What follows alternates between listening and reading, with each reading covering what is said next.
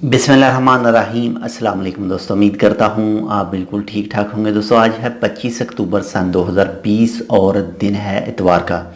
आज की वीडियो में मैं आपके साथ शेयर कर रहा हूँ ओमान न्यू वीज़ा और जो ऑलरेडी पहले से अपने अपने मुल्कों में मौजूद हैं उनके हवाले से एक छोटी सी इन्फॉर्मेशन, एक छोटी सी न्यूज़ कि क्या वो ओमान वापस आ सकते हैं या नहीं।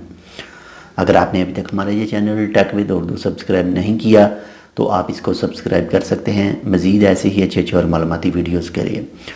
तो दोस्तों ये जो ओमान न्यू वीज़ा, जो लोग ओमान वापस नहीं आ सकते, इसके हवाले से कल यानी 24 अक्टूबर सन 2020 और दिन हफ्ता को ओमान ऑब्जर्वर जो फेसबुक पेज है उस पर एक आर्टिकल आया था और उस आर्टिकल में ये कहा गया था, एक सीनियर पुलिस ऑफिसर का हवाला दिया गया था उस आर्टिकल में, और ये चीज़ कही गई थी कि जिन दोस्तों के पास भी, जिन लोगों के पास भी इस वक्त ओमान का न्यू वीज़ा मौजूद है, अभी तक उन्होंने वो वीज़ा यूज़ नहीं किया, तो वो फ़िलहाल के लिए ओमान वापस नहीं आ सकेंगे, यानी ओमान नहीं आ सकेंगे।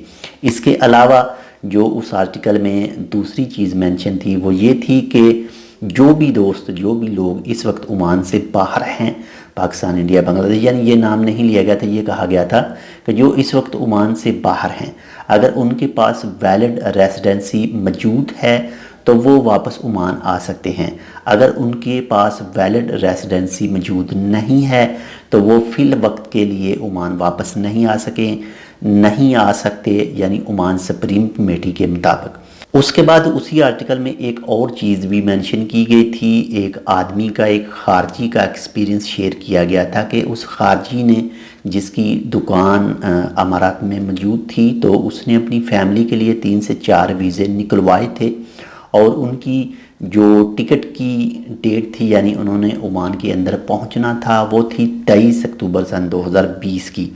और इसको देखते हुए जो न्यूज़ के हवाले से, यानी जो न्यू वीज़ा है जिनके पास वो ओमान वापस नहीं आ सकते, तो इसके हवाले से उन्होंने अपनी जो ट्रैवल डेट थी वो चेंज की थी, यानी उनके पास फैमिली वीज़े थे।